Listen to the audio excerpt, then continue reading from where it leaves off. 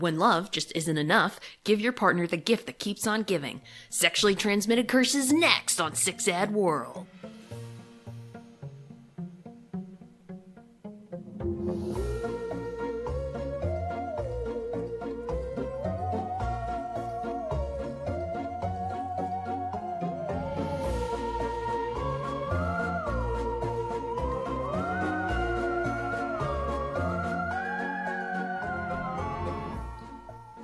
Hello! No, you're not listening to Six Sad World. It's still your favorite little podcast that could, and it's still me, Trish. Daria is one of my favorite shows, and I've been binge-watching it for the millionth time, so I was very inspired with the intro for today's episode. This week, I'm breaking down the horror movie, It Follows. The basic plot of this movie is that there is this deadly curse that's passed from one person to another through sex. The curse takes human form and stalks and kills the last person who's received it. Once that person dies, it continues down the line to the person before them, and so on. This movie is pretty polarizing with audiences. I feel like people either love it or they hate it. I personally love it. I think maybe the downfall might have been the way the movie was marketed. The trailer for the movie is pretty intense, so I think that may have been setting people up for a more action-packed, potentially gory film.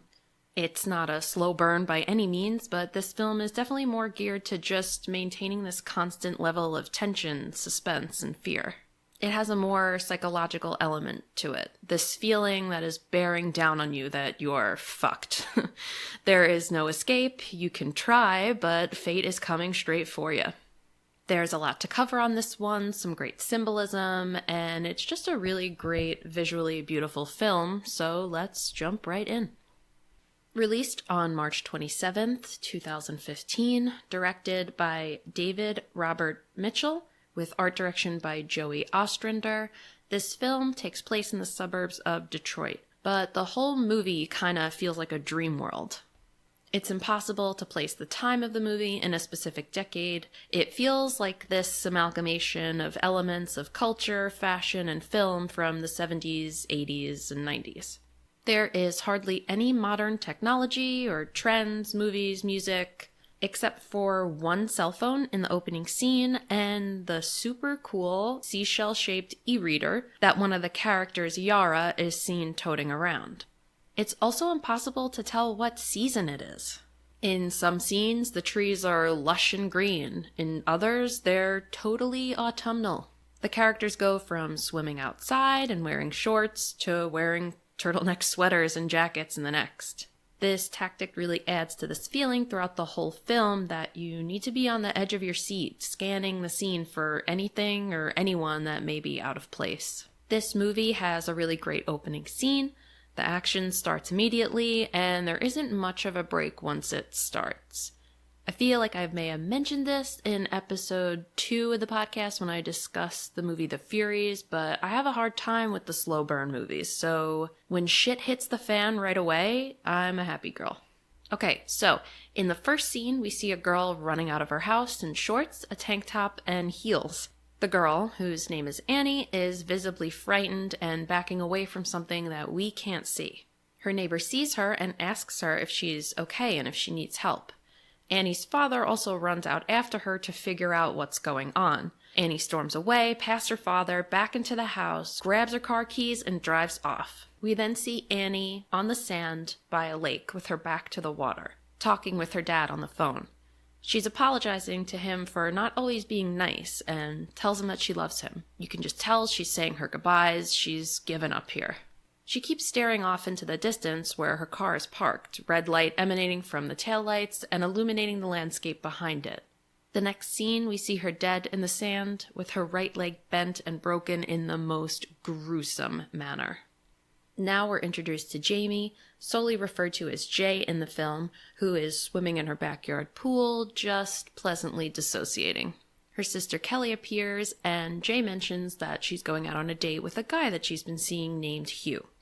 And I just want to point out this little Easter egg from the director. Jay, or Jamie, is a nod to Jamie Lee Curtis, and Kelly is a nod to Jamie Lee's real-life sister, Kelly Curtis. Anyway, so while she's in the pool, Jay catches a couple of young neighborhood boys peeking at her through the fence, which sort of gently introduces the idea of the male gaze and suggesting that she's already being watched. She heads inside to get ready for her date, and we're introduced to her friends, Yara and Paul. Paul, as we can immediately tell, has got it bad for Jay, while Yara is just chillin' reading Dostoevsky's The Idiot on probably one of the coolest movie props ever. As I mentioned earlier, it's this vintage makeup compact in the shape of a seashell that they transform basically into a compact Kindle or e-reader. If someone made one of these, I'd buy it immediately. I don't know how practical it is, but shit, it's cute. So Jay's getting ready for her date, rocking a puka shell necklace and a pink sundress. You go, girl.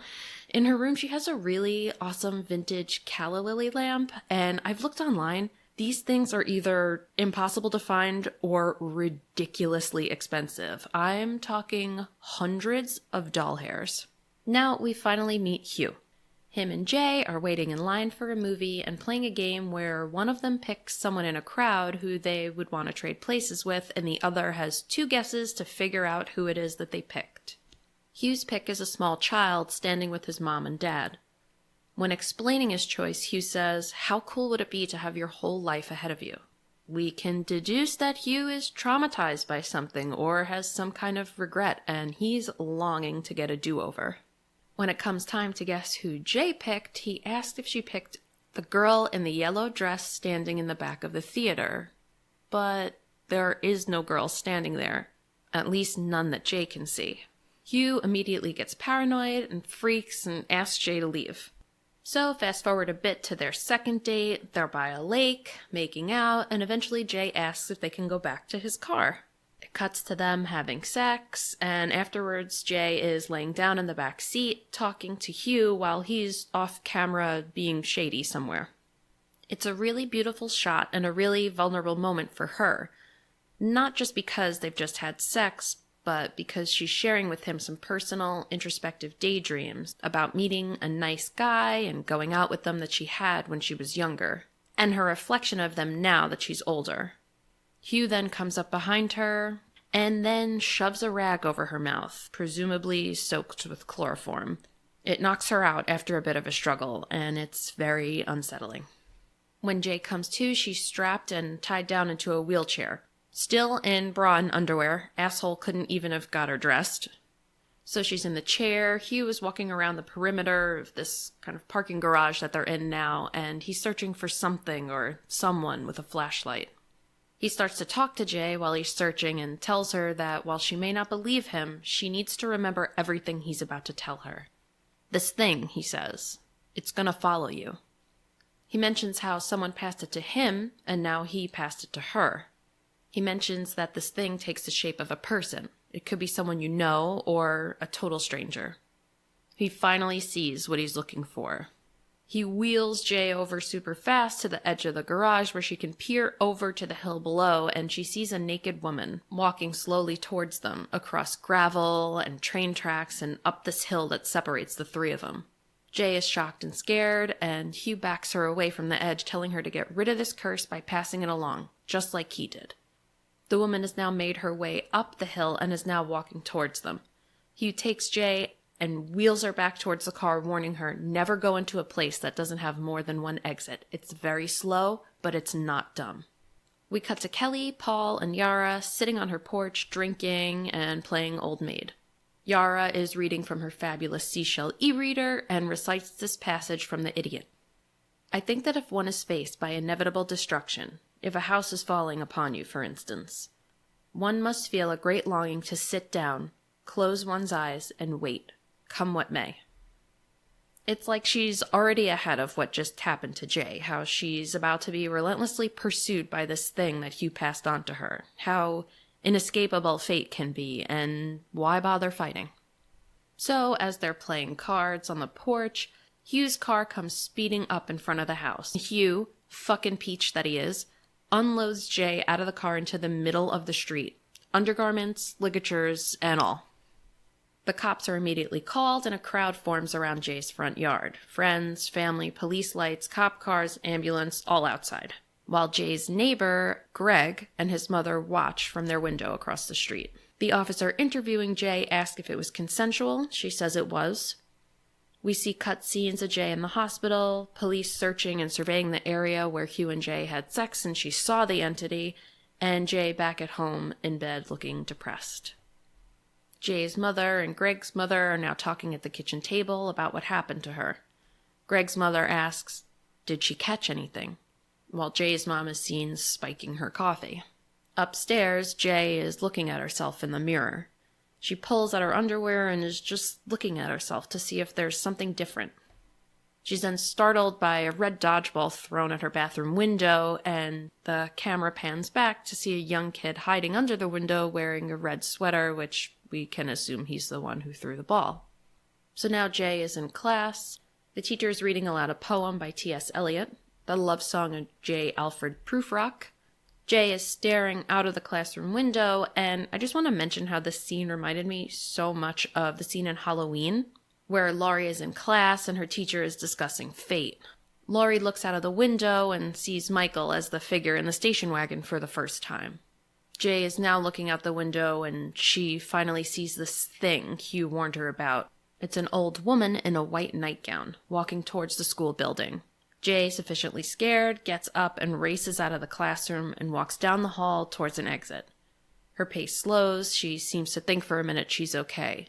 She takes one last glance over her shoulder, and there's the old woman rounding the corner in the hallway coming towards her. Jay books it out of there.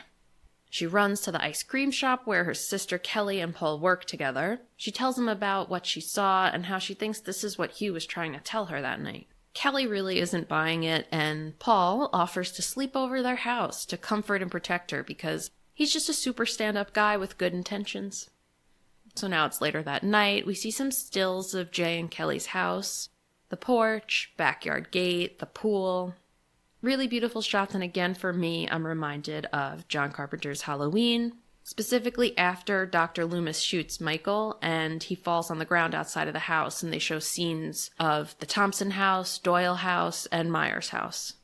In both movies, it's quiet, empty, and still, but danger is looming. So they're having one big sleepover, but Jay can't sleep, so she goes downstairs to sit with Paul on the couch. The two start reminiscing about when they were younger and confess that they were each other's first kiss. They start talking about a time when they were all hanging out with Greg when they hear glass smashing. Paul gets up to investigate, but he says there's nothing there. He goes upstairs to wake up Kelly so that they can call the police. Jay goes to look for herself, and that's when she sees the entity.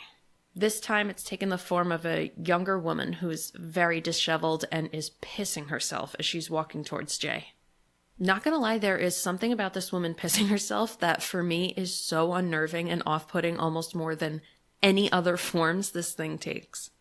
Jay screams, runs upstairs, locks herself in her room. Of course, no one else sees what she sees. She lets Paul and Kelly into the room, and when Yara eventually wakes up and tries to enter, the thing comes in behind her. It's now changed form again. This time it's a giant man, dressed in white. Jay runs outside to an upstairs deck, climbs down the side of the house, and takes off on a bike. Greg, who happens to be parked in his driveway, sees her take off, with her sister and friends running after her, eventually following them himself. Jay pedals to a nearby park where they all meet, and she insists that she has to find Hugh. Greg offers to drive. They all take off in Greg's car to find Hugh, who we learn had given Jay a fake name. They arrive at where Hugh told Jay he lived, which turns out to be a dilapidated house. When they go inside, it's clear that he's been staying there. They begin going through his things and find a picture of Hugh and a girl, who some say looks like the girl Annie, who was killed in the first scene, but I couldn't really tell if it's really her. They do recognize the jacket that she's wearing. It's a Letterman jacket from a local high school. They visit the school, and Jay learns Hugh's real name is Jeff Redmond. So off they pop to Jeff's real house, where she finally gets to confront him in what appears to be a thermal pajama set. With his Lloyd Christmas-style haircut and his choice of PJs, he literally looks like he's 7 years old. Anyway, this is where we get a bit more backstory to how Hugh/Jeff came into this mess himself. Greg doesn't really buy this whole thing. He thinks it's a game he's playing with Jay. Hugh says he met a girl at a bar, one night stand, and he thinks that's where it came from. He knows that this thing only walks, and that the only way to survive is to pass it on through sex. He also knows that it will come after everyone in succession, down the line to whoever started it. I'm just left wondering, how the hell does Hugh/Jeff know all of this? He then tells Jay to basically get the fuck out of Dodge to give herself time to think if she wants to pass it on to someone else, because, again, this thing can only walk, so it would take some time for it to catch back up to her. The kids pile back into Greg's car, and he drives them to his family's lake house. On the car ride up, Kelly asks Jay if she's thought about what Hugh said, about passing it on to someone else. This prompts Paul, who appeared to be asleep in the back seat, to open his eyes and listen more intently to Jay's response. Because if you haven't caught on, Paul loves Jay, feels threatened by Greg, and is literally willing to die to get laid. At the lake house, Greg takes his dad's gun and teaches Jay how to shoot, and they have a little exchange. He mentions that he should have been nicer to her, which makes you wonder what's happened in the past with them. Later on, Jay briefly mentions something to Paul that she and Greg had slept together in high school, and that it wasn't a big deal. Maybe she liked him, maybe he was a jerk, who knows. So everyone's relaxing on the sands by the lake, and enough time has passed that this thing has finally caught back up with Jay. Greg walks off to pee, and you can see it in the background walking towards everyone. Up until now, no one else has seen or experienced anything close to what Jay has, or has witnessed anything other than her just freaking the fuck out. But now everyone is about to get a taste. This thing walks up behind Jay and begins to pull her hair.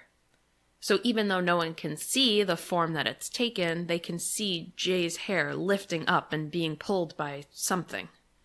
Paul, ever the white knight, grabs a folding chair to strike the space in front of Jay, but gets struck himself, so much so that he flies back and falls to the ground. The girls and Paul run down the beach to the shed where Greg's dad keeps his gun. Greg notices everyone scattering and runs after them. Jay grabs the gun and starts shooting at it, nearly shooting Greg in the process. She hits this thing, which has taken the shape of a woman, which only knocks her down for a second, and then it immediately recovers and she continues to pursue Jay. Jay finally just takes off out of the back door of the shed, runs back up to the house, hops in Greg's car, and starts driving away, leaving everyone back at the lake. She's frantically driving, just barely misses another car that's pulling out onto the road in front of her. It causes her to swerve off the road and into a cornfield where she injures herself pretty badly. She's knocked unconscious and looks like she breaks her arm as well, because later we see it in a cast. Next, we see Jay in a hospital bed recovering, with all of her friends and sister visiting. Greg is kind of just watching Jay quietly panic in bed, and you can see he decides he's going to take matters into his own hands. The next scene we see is Greg and Jay alone in the hospital room where they have sex. So clearly, Greg the non-believer is taking one for the team and opts to have Jay pass him this curse. We then see Greg chatting up some girl, so we're kind of left to assume that he's trying to pass it on and or hopefully just put Jay at ease, thinking that she's passed it on. A few days pass and Jay is still in the hospital, yet Greg has not seen this thing follow him. For me, this is a big inconsistency throughout the film with how fast this thing moves and how long it takes to show itself to the person who it's most recently transmitted to. Jay saw this thing right away, but Greg hasn't. Even if Greg did have sex with that girl we saw him talking to, enough time would have passed that she would have died and it would have followed down the line to Greg. While visiting Jay in the hospital, she directly asks him if he's seen it, and he says he hasn't. She then asks him if he believes her. He says yes, but surprise, surprise, he doesn't. Jay is finally discharged from the hospital, and once she returns home, she is very responsibly back in her pool swimming with a fucking cast on. But it's not as relaxing and peaceful as it was the first time. She's on edge, watching the perimeter, waiting for anyone or anything to come out and approach her. She's also isolating herself from everyone a bit now. Kelly and her friends are hanging out outside, and Greg approaches to ask to see Jay. Kelly says that she's kind of locked herself in her room and doesn't want to come out. They ask if Greg has seen anything, He again says that he hasn't, and kind of lets on that he's not really buying this whole curse thing. Paul gets his knickers in a twist and says that Jay isn't making this up. This thing broke the chair he was trying to strike it with, and he got his ass handed to him. He's not wrong, but Greg just kind of laughs it off and is like, well, we'll know sooner or later. Later that night, Jay is in her room, looking out of her window at the street, the trees, and the houses, including Greg's. She finally sees the entity walking towards his house. She watches it break in and immediately grabs the phone to try and call Greg to warn him, but he doesn't answer. This part was giving me some serious Nightmare on Elm Street vibes. You know when Nancy is trying to wake Glenn, aka Johnny Depp, up? Yeah, that part. She runs over to Greg's house, makes it upstairs, and see that the thing has now taken the form of Greg's mom. It turns to her, and this thing gives Jay this look like, don't get in my way. Jay yells for Greg not to open the door, but of course he does. Jay's not real mom lunges on him, mounts him, and starts, boning him, and kills Greg in the process. Jay, rightfully horrified in any and every way, runs out of the house and drives. She drives for what I can only assume is hours. She parks in the woods and curls up into a fetal position on the hood of the car. I felt like this was a really interesting choice since, you're out in the woods, there's bugs and wildlife, and you're being hunted. And I can only assume that the metal is not as comfortable as, say, the upholstered interior of a car. So she takes a little hood of the car cat nap, and when she wakes up, it's daylight. She looks through the trees and sees sand and water just beyond the clearing.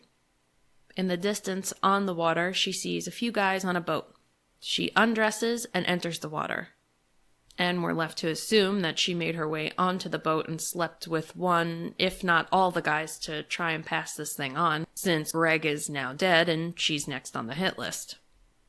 I gotta say, this is the second time she has entered water with a cast on, and this time she absolutely got it wet. I can only imagine what is happening to her skin underneath that cast. Anyway, she's back home in her room. Paul enters and Jay mentions how this curse is going to catch up to her sooner or later. Paul, desperate as ever, offers himself to Jay for her to pass it on to. He says that he liked her too, not just Greg, and why didn't she pick him?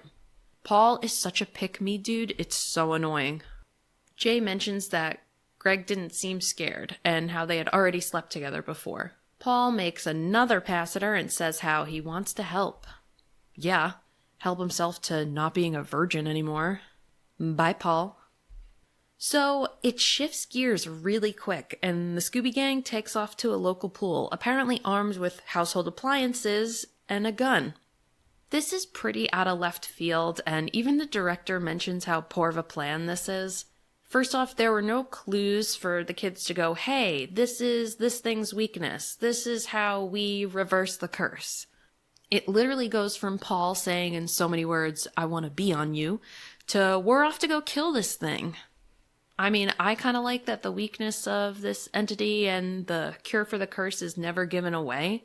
But the fact that they just said, hey, let's lure it into a body of water and toss appliances in to electrocute it, and thought that that was just going to solve this when shooting it with a handgun didn't, was pretty nuts. But again, the director mentioned that that was kind of the point. I think I just wish that I got more insight to their logic as to why they thought this was a good idea, whether the weakness was revealed or not. So the kids get into this pool, plug in all these appliances. Jay hops into the pool as bait, soggy cast and all, and they just sit and wait for it to catch up to them. It finally shows up, and this time it takes the form of Jay and Kelly's father, who has been absent in the film except for in a picture taped to Jay's mirror. We don't know why he isn't in the picture, but clearly she misses him, and it's a soft spot for both her and Kelly, since she tells Kelly she doesn't want to tell her what she sees. Back to when Hugh/Jeff first passed it to her, he told Jay that he thinks it takes the shape of people you love sometimes just to hurt you more, or at least to prevent you from running from a familiar face, one would think. So Jay's dad is walking around the perimeter of the pool and starts throwing the appliances and anything else at Jay while she's in the water. He manages to hit her with a fucking folding chair. She's bleeding, trying to dive under the water each time something is thrown to avoid getting hit. Paul runs and grabs a gun, which we can only assume is Greg's dad's, R.I.P. Greg, and asks Jay to point to it so he can shoot it, because that, worked so well the first time. Paul attempts to shoot the entity, but shoots Yara instead. Thanks for nothing, Paul. I'd really love to know how they explained that one to their parents. Kelly has the good sense to grab a sheet to throw over the entity so that they can make out its shape and Paul can actually hit his fucking target. He lands the shot, but the entity falls into the water with Jay. She tries to swim as fast as she can to the edge so Paul and Kelly can pull her out, but guess what? It's one of our favorite horror movie tropes coming at ya. It's the my foot gets caught on something while I'm trying to make a run for it.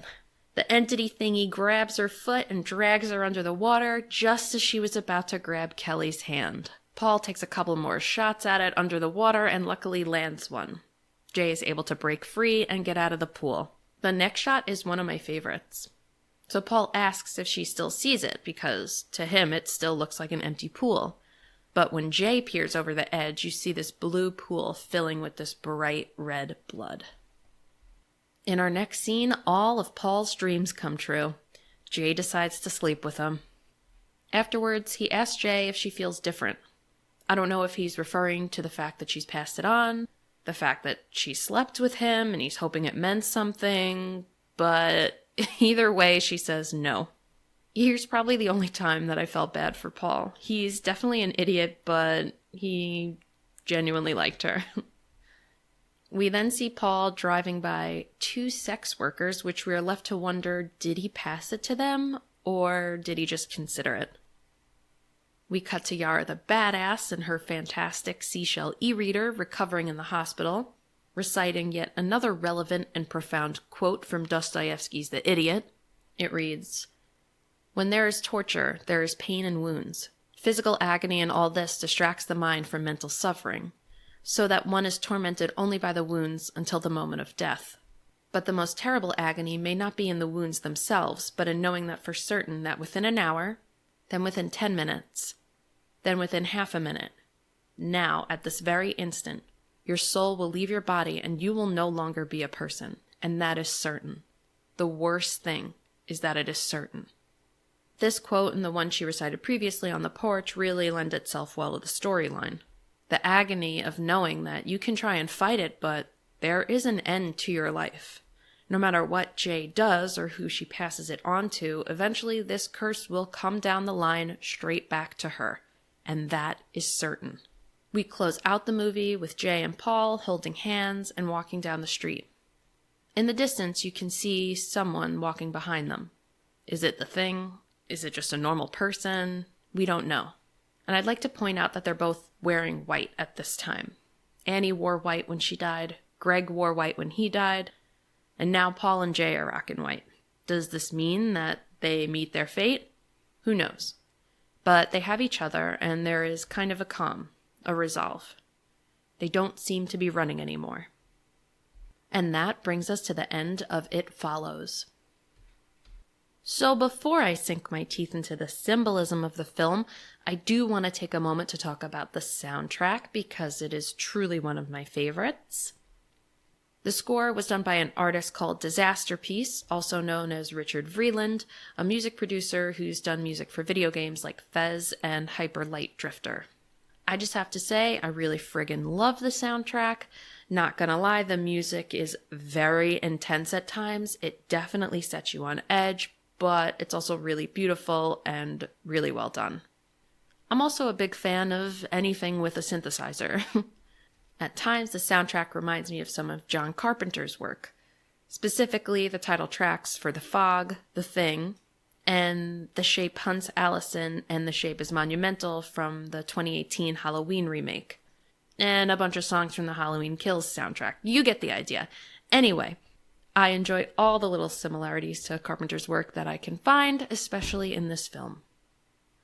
So I want to talk about some of the symbolism of the film because it seems to be pretty debated among fans. I've heard theories and analyses regarding sexual assault, STDs, getting older, etc. Personally, I don't feel that there's any kind of nod to sexual assault here. Jay states that it's consensual, and from her account and from what we see of them actually having sex, it does appear to be consensual. But like someone who's suffered an assault, Jay has been violated. She's been betrayed, she's had something forced upon her without her consent. She looks at the world completely different now. Almost everyone is a predator. And now she has to figure out how to survive and navigate this world after this event in her life and ultimately trust again, because this evil could be anyone and is always lurking for her. I do see how this curse, this thing, this entity that's always following her from one place to another and one relationship to another can be interpreted as an STD. And of course, more obviously, it's passed through intercourse. Hugh wasn't exactly honest with her prior to having sex, and he states that he got it by hooking up with a random at a bar. Once you contract an STD or certain STDs, they are with you forever. Literally or symbolically, they follow you into each new relationship. I think this also lends itself to the isolation that Jay feels. Contracting an STD is not something people want to speak freely about. People will shame you, people will blame you. Especially as a woman, your sexual habits or the fact that you may have contracted something, regardless if your partner was upfront about it or not, can become kind of a scarlet letter for you or the source of people's judgments. Case in point, right before Hugh so lovingly dropped Jay off in the middle of the street, you can hear Paul and Kelly talking about Jay while they're playing Old Maid. They mention she's out on a date, and one of them says, "Of course she is," almost insinuating that she plays the field a lot and not so subtly slut-shaming her. And speaking of Old Maid, there are theories that the entity represents old age or getting older, how death is inescapable for all of us, and how maybe that transition starts once we have sex. There's a time before you've had sex for the first time, and then there's the you after you've had sex for the first time. Sex can kind of complicate things in a way, and seems to be the springboard into adulthood. If you think back to the beginning of the film where Jay and Hugh are playing the game in line at the movie theater, and Hugh says that he'd love to trade places with the little kid and be able to have his whole life ahead of him again, he wants to go back to a time where there really weren't consequences, or maybe consequences or complications that were on such an adult level. Or more specifically to his case, before he had sex and was now cursed and being pursued by a slow-walking entity that he cannot for the life of him outrun. So I can wrap my head around it being this fear of adulthood or growing up or even death. But I don't buy into the whole fear of getting old, since the entity that follows Jay throughout the film takes the form of people in various ages. This movie also kind of does flip the typical horror movie sex as a cautionary tale plot device and turn it on its head. As per the director himself, sex not only brings about a character's demise, it's also their means of survival as well. Now, I just want to briefly touch upon this because the color red is thought to have some meaning in this film to kind of mark danger. We see the red light emanating from the car before Annie gets killed. Hugh wears a red shirt on both of their dates. Jay's nails are red. We see red a lot. Someone is almost always wearing something red, so it's kind of hard to tie the symbolism down to something specific like red equals something bad is about to happen. I just think based on how disorienting the film's setting's supposed to be, where you cannot place the era or season, it's just another way to always be on guard. So maybe red isn't like, okay, be ready for danger at this specific time, like get ready, the jump scare's happening now. It's more like danger is all around you, at all times. So always be on the edge of your seat. Always be looking, watching. It's always around the corner. All of this, danger, kind of always lurking, getting older, life's complexities, the inevitability of death, really ties into the quotes Yara reads in the movie. That the greatest pain for these characters is knowing that there is an end. Don't try and fight it because you can't. It's a certainty. And on that slightly bleak as fuck note, that wraps up this week's episode. Thanks so much for joining me. I'll see you next time, and stay spooky, friends.